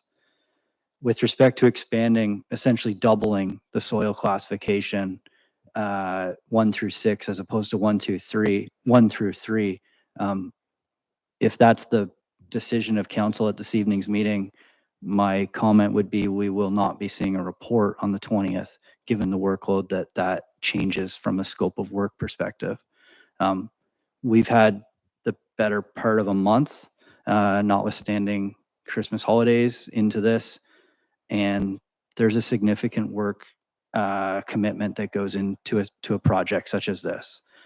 So we feel confident that we can prepare some policies for consideration of council and speak to the potential of an interim control bylaw at the 20th meeting. However, essentially 2 weeks out, doubling that, I don't feel confident in speaking to council and saying we can hit that deadline. Anyone else? Go ahead, Doug. Oh, sorry. Okay. All right. I want to talk about what's in front of us here, and I don't think that we can do this in all of what has to happen here or what's being required in a regular council meeting in the short time period. I think we should be considering we may have to have a special meeting or two to do this. And one of the reasons I'm considering that is I agree with a number of these recommendations, but they're not going to happen, I don't think, with all the irons that we got in the fire in 2 weeks or 3 weeks' time. So one of the recommendations that's not here, or at least ways it's not here in the way I read it, that I would like to see is I would like to see OMAFRA's representative of today address council, talk about soil types. The Ravelitis of today, because Ravelitis is no longer there, but I think none of us, I'm not a farmer, John, you're the only farmer on the council. that we need to have somebody, an expert, talk to us about soil types. And I'm going to take that back to when the decision was made 20 years ago, okay? It was thought to be correct to put the two counselors that were on the committee, sorry, got to correct that. Neither of the gentlemen were counselors. Mr. Kennedy was not a counselor. He was on the Committee of Adjustment at the time. The two farmers who were on the Committee of Adjustment, along with Ray Velitis and our planner, was thought to have the expertise at that time. And I do remember, although I wasn't involved with it, I do remember that Mr. Velitis said he would not designate small properties. He wanted larger sections to be designated in a planning area, which was exactly the problem that we had. The broad brush approach didn't work for all the farmers and everybody who owned property. So I would say that we all know we got to move forward with this, but we need to take the time to do it correctly so that we don't do the broad brush the wrong way, so that we leave all interested ratepayers involved in a situation that they can survive with. So I'd just like to add that comment that I'd like to have a representation at a meeting by OMAFRA. And I'd like this to give us consideration, which we can do on the 20th, to possibly even doing a special meetings on this. Because I think it's too much with all of the other that we got in the fire. Thanks, Doug. Anyone else? Was that a motion? That was a motion, yes. To have a representative from OMAFRA come to a special meeting of council on the subject? Sorry, there's a motion on the floor to receive for information moved by Deputy Reeve Davison and seconded by Councillor Milliken. So we can do a friendly amendment if you're both okay to invite OMAFRA representative. Okay. Is that clear? Yeah, so the motion is to receive Jason's report and in addition to have a representative from OMAFRA come and address council on the subject of not of soil types, but of Canada land class inventory, which is an important difference. You can have a wonderful soil, and I think as maybe Ed or Andrew pointed out, if it's waterlogged, it's useless. It can be the best soil in the world, but you can't farm it. Crystal Lee, did you have anything to add? Just looking at this report, and I understand it must have been a lot of work to kind of draw these numbers out of the applications and the map. One thing that I'm interested in is the possibility of us looking at the application itself, in that, is there any way that we're tracking on applications when a severance is coming on agricultural land? Could that be simply a box that's added on our applications where it's like, is this current use agriculture or not? I just noticed on the Galbraith farmland application, I believe a line said current use and it said none, which is, maybe it means in terms of a developmental use, it has none, like no use, but it didn't indicate to be an agricultural use. Is there a way that when we could look at our applications that we could add a segment that says agriculture, in which then we would, because we don't even have a full picture necessarily of what is happening in the rate, would that give us a tool that we could reference? It wouldn't be quite so much work to get a snapshot of what's happening. Okay, we're into now supplementary questions which are going to be addressed. Can we deal with the motion at hand yeah. first, and then I'll get Yeah. Jason to address your comment? Anything else on the motion? All in favor then? That's carried. So Jason, what would be your response to something like that on a consent application to indicate current use of land as agricultural or not? Yeah, thanks, Reeve Wise. Councillor Woodcock, I believe that was probably the applicant's mindset when completing that section. What I would recommend to be more fruitful would be cross-referencing, for example, a shape file that details 1, 2, and 3 soils in a GIS system with what applications are being received annually to then understand what has happened on that type of land over the course of the year. Further on in this evening's agenda, you know, we've got an activity report from Development Services that speaks to the number of building permits and applications that have been received. That's something that I think is more appropriate. Don't get me wrong, downloading responsibilities to an applicant and having them complete is great. I also recognize that everyone has a different interpretation. So if council's interpretation, for example, is to understand what has happened on certain classed land or soils, then I think we should be doing it as opposed to members of the community as staff. So that's something that I would say we can do on a go forward basis. Or for example, in trying to bolster our position on a policy set in understanding what, as you can appreciate, the numbers that I'm included in this report are fairly vague. What percentage of those were on class 1 soil versus 2 versus 3? That detail is not there, for example. That's where you could very easily glean that information out of an ArcGIS system when you have the documents in such system. So that would be what I would recommend we do moving forward. Anything else on this topic before we move on? Okay, so what sort of pops up in my mind is we're looking at expanding the scope of what sort of development we're going to be looking at on agricultural soils or agricultural land classes beyond 1, 2, and 3. There isn't time by the next meeting to come up with a policy that limits development on a wider range of soil classes. And there's a sense that there is a looming crowd of predatory developers waiting to pounce on agricultural land within a few weeks, whether this is true or not, or even if it's only 1 or 2 developers looking at some land. We need to do something fairly quickly. Looking for a broad scoped approach at this point doesn't mean we can't do that down the road fairly soon, within this year. But we want to do something to maybe nip some imminent development proposals in the bud fairly quickly. So that leaves us with possibly the choice for our planner of simply saying, okay, it's time for an interim control bylaw, because we don't have time to deal with a whole lot of detail here. Or some policy that will at least address the class 1, 2, and 3 lands that are mapped for us. And Jason has some ideas about how to limit development on those lands, and then move on to other types of lands which may be more marginal, but still, as Ed Edenbury pointed out, important for the viability of existing farms as sources of hay, possibly for cropping with certain types of no-till practices and so on. So I'm just throwing that out to give you the lay of the land.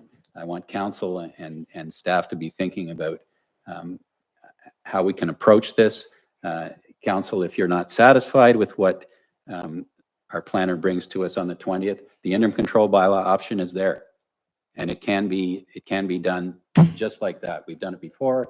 We've done it on recreational development, Doug, in a previous council.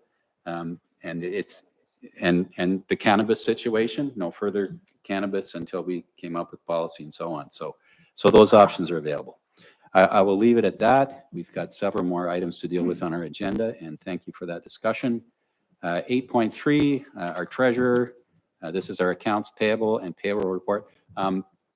Those of you who are here for all the farming discussion, we don't have too many more items on the agenda. You may find some of them of interest, but you're certainly free to go. I'm not trying to get rid of you, but you've looked at the agenda. If you want to stay for any of the other items, that's great. If you want to, some of you want to depart now, I'll just give you a moment to move on.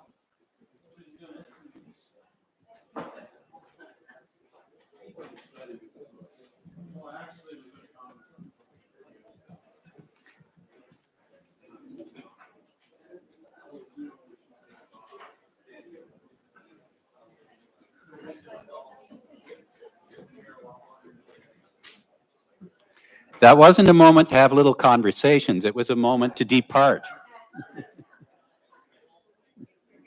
Yeah. Yeah. John? Yeah. Being one of the farm protectors, I was hoping that an interim bylaw would be, could we put that in tonight? It was No. thrown out there. No, he would have to draw it up and have it in official form. It would have to be legally approvable. We can't just make one up on the spot. Okay, Yeah, but if we're going to do that, we'll do that in a couple of weeks. thank you.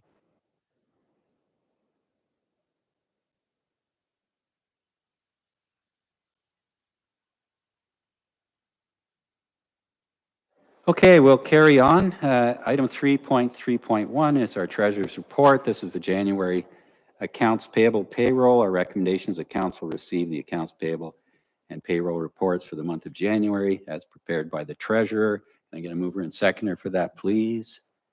Sherry and Wendy, any discussion? Yes, Wenda. Which I wasn't able to open the attachments, Anita. It took me to a really interesting.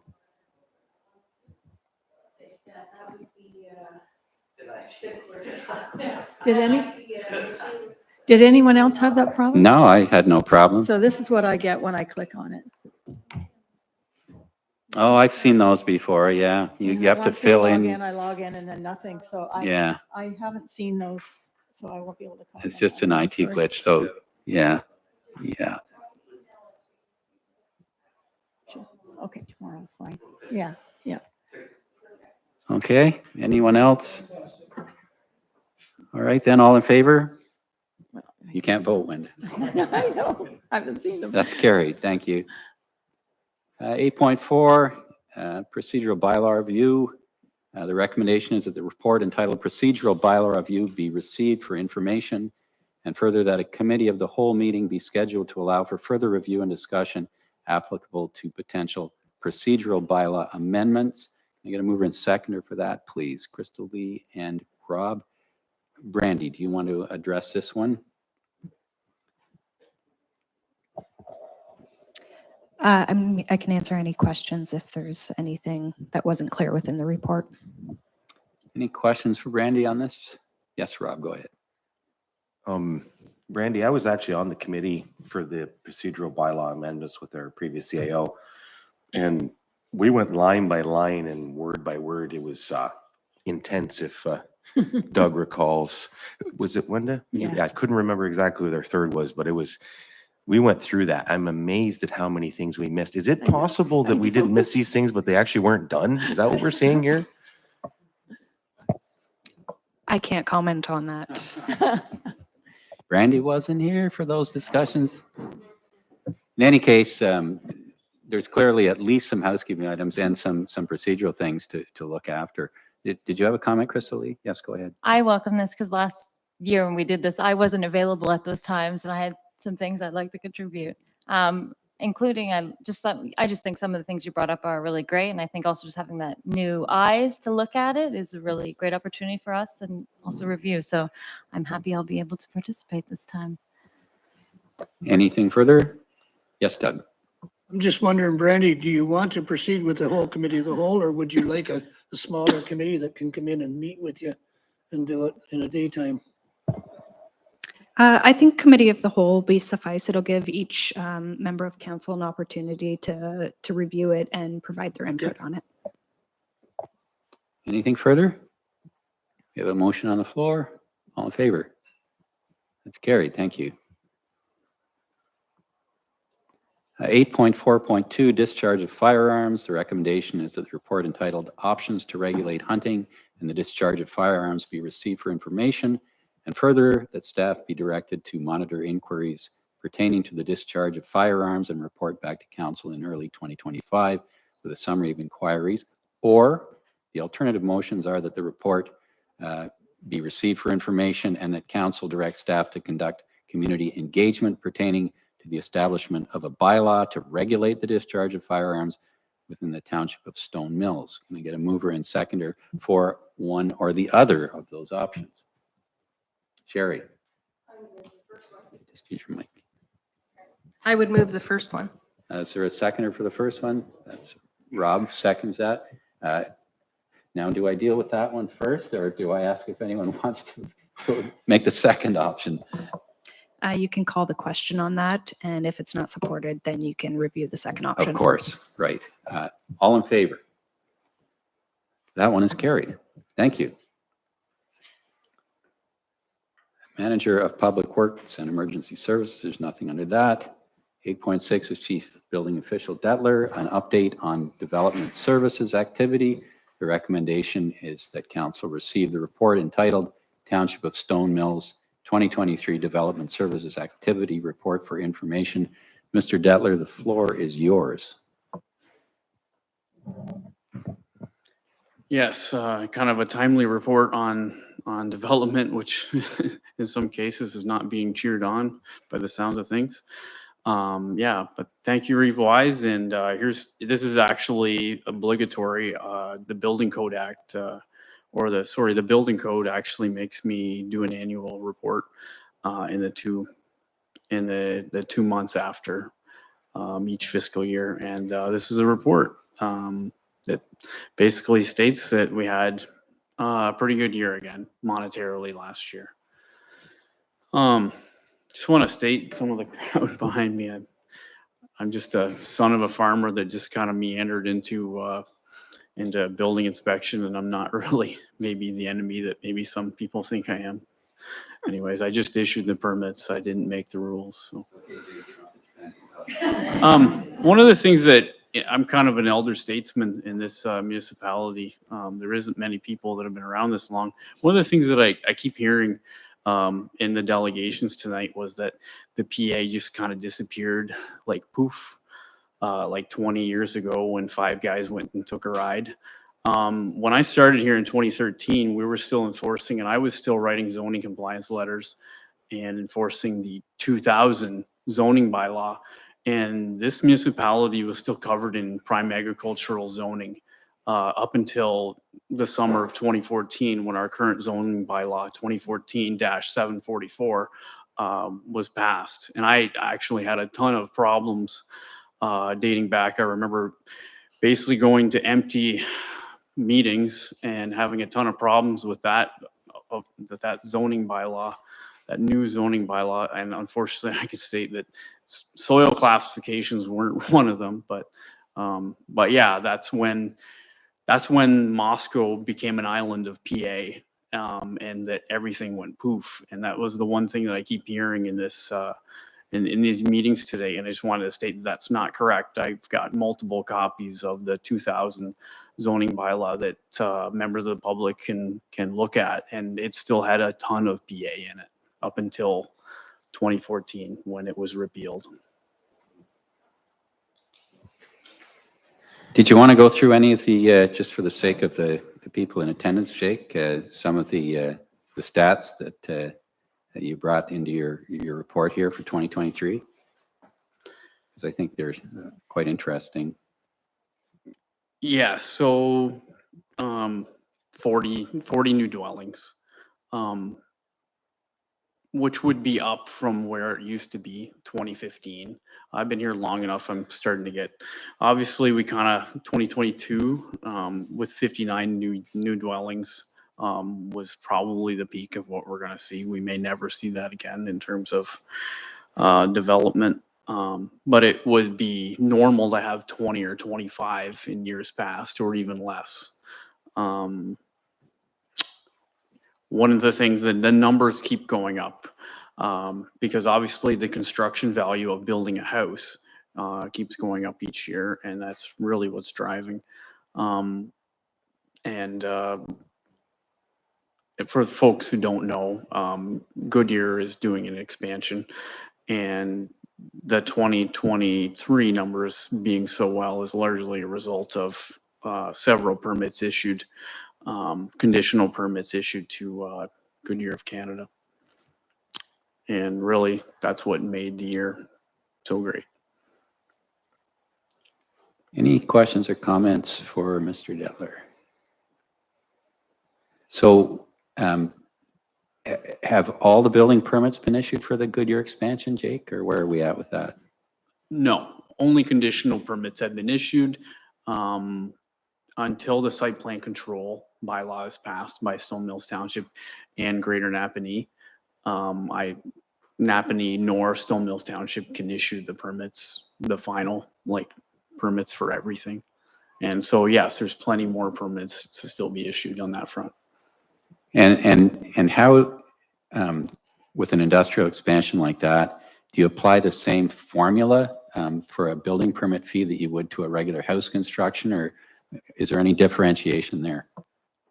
Yeah, great question, Reeve Wise. Most municipalities have a sliding scale where the percentage that you're being charged per $1,000 to a homeowner who's building, you know, a home down the street is actually, in most municipalities, it gets less. If you looked at Napanee or Loyalist bylaw, you're going to find that if you go over, if a project goes over $5 million, goes over $50 million, goes over $100 million, then the percentage keeps going down.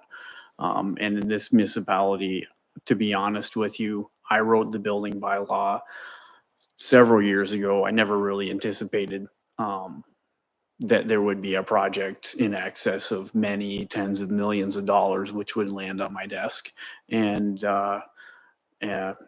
unfortunately, we'll say for Goodyear, they're going to be charged the same percentage that anyone in Stone Mills Township building a house would be charged.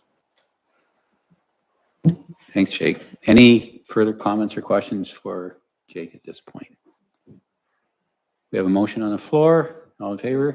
Yes. Oh, I failed to get a mover and seconder for that one.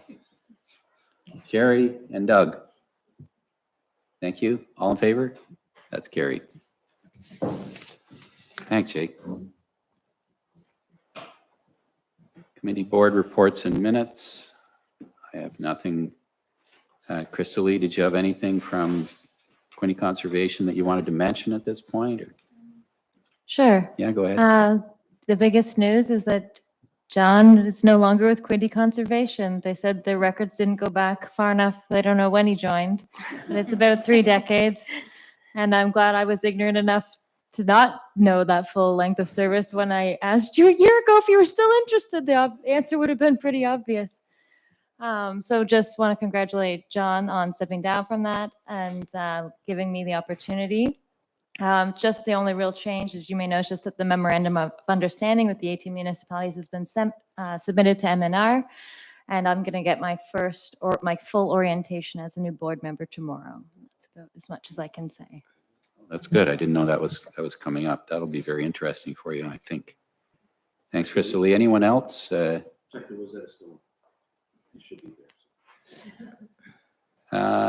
we've got nothing under items for consideration or information. New business and statements from members. Anyone want to bring anything forward here? Wenda, did you have something? Mike Wenda. Mike Wenda.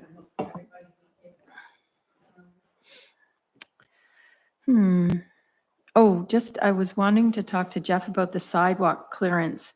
I know we had a little chat about that a couple of weeks ago, but then I also had another person in Tamworth commenting on it, that a few weeks ago they were having a hard time maneuvering. On a sidewalk? Yes. They're all clear now. That's kind of a non-issue. Did you see a hiccup in the what was going on though with the road crew? Like, were we down any vehicles or? Okay. Okay, good. So the sidewalk in Newburgh could be up with it on the sidewalk with the big boulevard. But the one in Tamworth that didn't hear that. I think that was the only question I had. Okay, anyone else? Rob, go ahead. Yeah, just as some of you may or may not be aware, January was Alzheimer's Awareness Month. This topic came up recently when I was speaking with a friend who's probably watching right now.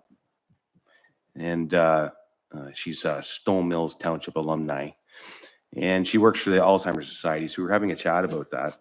And in the conversation, I discussed the possibility of having a representative from the society come to the township and offer a caregiver support group I thought it would be beneficial for our residents, and that would be free and open to the public. It'd be a fantastic opportunity for township residents who are currently experiencing, or may experience in the future, dementia, and discuss the best practices in managing the difficult times, as well as understanding what support's out there. I'd like to see 3 of these events if possible, because some people can't attend or may not hear about it till 2nd or 3rd, in strategic locations in the township to allow for wider participation. So I'm currently in discussion with the society, and actually the Friends Meeting House in Moscow has generously offered their venue to start the first one in February, which I thought was great. In support of these group information sessions, I was going to request the following. Permission to use the multi-purpose room in Stone Mills Rec Center at some point, late spring or early summer. A date to be determined, because we got to kind of get the first one under us. Permission to use the Newburgh Community Hall for fall, for the 3rd session, so we can spread them around the township and have them at different points throughout the year. Give a bit of traction to it, and modest light refreshments. I'm thinking Timbits, coffee, tea, and water. Just something nice. And broadcasting of these group sessions on our social media and the website. When I campaigned for this chair, I thought it would be nice if we brought some simple, straightforward community services to Stone Mills Township, and this is one of the initiatives I'd like to complete, and I think it's a great opportunity for everybody. I gave Brandy a copy of this, so if I don't know how you want me to do that. Yeah, go ahead, Brandy. I can formulate that into a motion for council consideration. So that council directs staff to work with the Alzheimer's Society to arrange caregiver support groups within the township of Stone Mills that would be free and open to the public, and further that this be included within the 2024 budget deliberations. That's great. And with that, I'm more than happy to make most of the arrangements to save staff time and effort. So you're making that motion now as Brandy has read it. Is there a seconder for that? Wenda? So in terms of the hall use, isn't that just a matter of booking the halls? That would be it. I would work with Jake or whoever, and Al, probably. I'm thinking with the rec center be Al, correct? Oh, we just do it the front? Okay, I wasn't sure. Yeah. When I come to the rec center side, and I'll look after that sort of thing after we get the first one down. The first one doesn't involve any assistance from the township at all. They just offered, which I thought was great, except for the refreshments, which I wanted to make sure that I threw that out there and put it out there for everybody. If it does happen, this is a great thing for all of us. Wenda? Are you interested in any collaboration? Because I know Newburgh is putting together a panel of experts to speak to the public on vulnerable sector. One of them was Alzheimer's and dementia. Children, homeless, at-risk adults. There was a whole spectrum of experts that they were planning to bring in for a panel discussion to be shared with the public on resources and all that kind of thing. So I can give you the name of the, he wouldn't be a facilitator, they're looking for a facilitator. But I can give you the name of the person who brought that forward. I think that's fantastic. It makes me glad that I brought it up when I did, because that would be just wonderful. Yeah. I was asked to help out with a friend of mine who has got early onset dementia. It would kind of brought the conversation up, and then I thought, this is one of these things I've been wanting to do. So what perfect timing. So yes, we'll speak after. Okay, any more discussion on this motion? So just for my clarification, so you booked the halls, and you're also looking for the township to fund refreshments at some point? So this might be a policy thing that we have to look at. Is this a precedent? Are we going to start? And I'm not begrudging a few dollars here, Rob, just in terms of policy. Are we going to be looking to the township to fund refreshments or other sort of amenities for a variety of volunteer groups, or what are we looking at here? That's just kind of maybe a cynical question, but I think we have to talk about it. Not cynical at all. In fact, that's what I was looking to your guidance for. As a new counselor, I wasn't even aware exactly how I'd approach this. So that sounds like new business area. Let's have a discussion and you guide me as to what you think the best ways to go about it, and I'll rely on your experience. Doug? Yeah, it's been in the past, we've routinely volunteered the use of halls for certain groups and that, and absorbed the cost of it. But I don't think we've ever been into the situation other than township-related functions where we've expanded funds for refreshments. Not that I can remember anyways. You know, we could set a very small limit on it as long as it's reasonable, you know.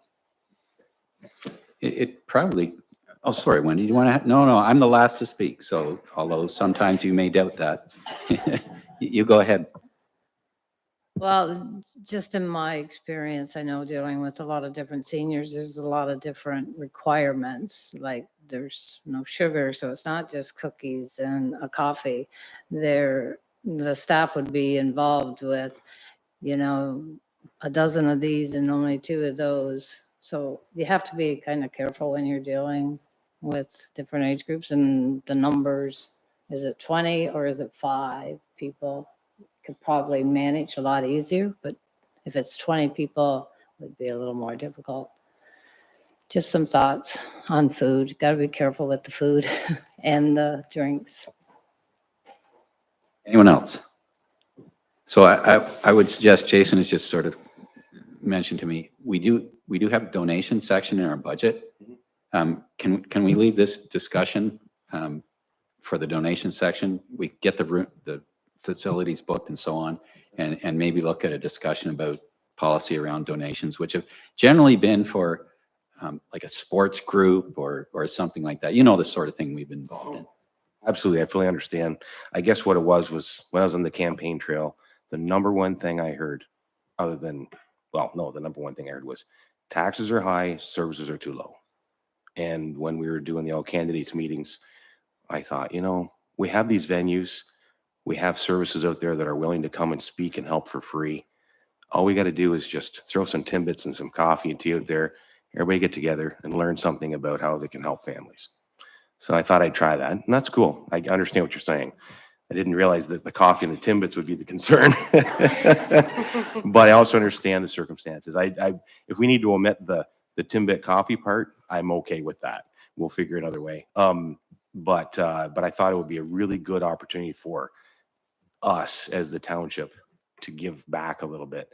And I'm going to pursue more activities like that in the future. I just think it's a wonderful thing for us to do that. Get these people together and say, wow, they're throwing us something we can participate in to find out how we can look after our own. That's all I'm after. Yeah, no argument there at all. So could we just amend the motion at this point then to involve booking the halls and to discuss our donation policy as regards refreshments for groups at budget time? Is that BYOTB? Okay. All in favor then? That's carried. Thanks, Rob. Anyone else? Statements from members, new business? Nothing at this time.